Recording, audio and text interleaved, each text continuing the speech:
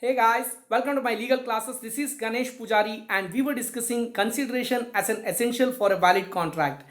Now, one of the important section as far as consideration is concerned is section 25 which says if there is no valid consideration for both the parties, in that case the contract is void.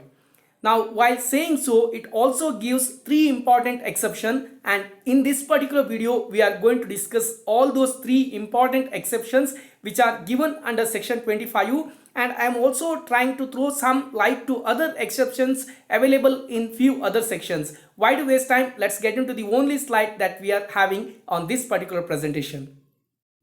What does section 25 say? If in a contract, if there is no lawful consideration for both the parties, or if there is no lawful consideration for one of the party, in that case the contract is void. That means both the parties should have lawful consideration. If there is absence to any one party, in that case the contract is straight away void. That is what you need to remember as far as section 25 is concerned. Now, what are we discussing? We are discussing the three important exceptions under section 25. Now, section 25 subclass 1, 2 and 3 are discussing three important exceptions, and let us try understand them one by one. The first exception is discussed under section 25 subclass 1, which is all about those agreements which are in written and registered form which are arising out of love and affection. Now, with whom are we sharing love and affection? With our family members, blood relatives and close friends. If we are coming to an agreement with these kind of parties with whom we share love and affection, though those agreements are in written and registered form, we need not to have lawful consideration for both the parties. While this is an exception, we cannot misutilize the same, which is what held in the case of Raj Lucky Devi versus Bhutnath Mukdi. What happened here? In this case, husband promised to pay his wife a monthly fixed payment for her separate residence and maintenance because they were frequently quarreling. So he said he will make monthly payment to wife for staying away or staying separately. So he started making the payments, and later on he stopped the payment, and it was held by Kolkata High Court that this agreement did not come within the exception as there was no love and affection between the parties because they were frequently quarreling. So the husband has to continue to make the payment as not an exception to this particular exception. The second important exception is a promise to compensate for something done voluntarily.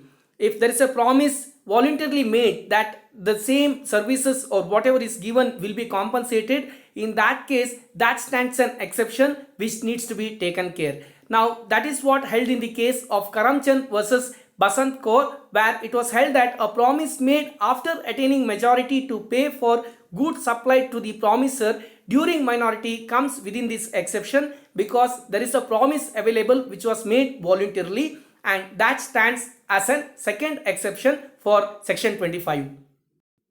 The third and the last exception under section 25 is promise to pay a time barred debt. If there is someone who is agreeing to make the payment of time barred debt, that becomes an exception for section 25.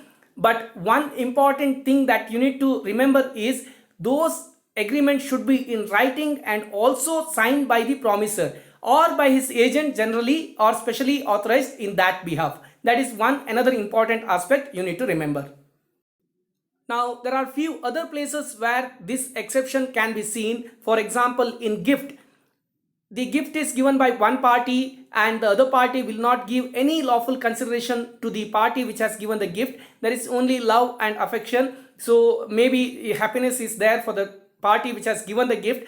So there is no return in legal terms. So that is an exception. And in agency, as per section number 185, consideration is not necessary to create an agency.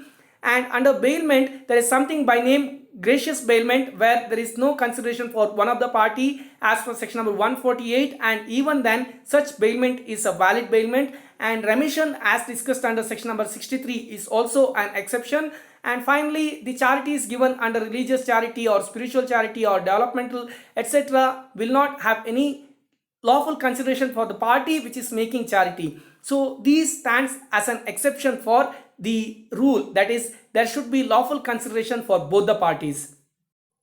That brings an end to the discussion on section 25 and the three major exceptions that we have under section 25.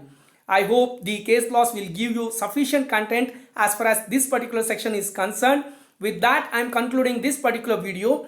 If you have already subscribed my channel, thank you so much for the same. If you are yet to subscribe my channel, please subscribe my channel right now. Please like, share and comment my videos. Please press bell icon for all my future videos. All the very best for whatsoever purpose you are watching my channel, and thank you so much for watching me.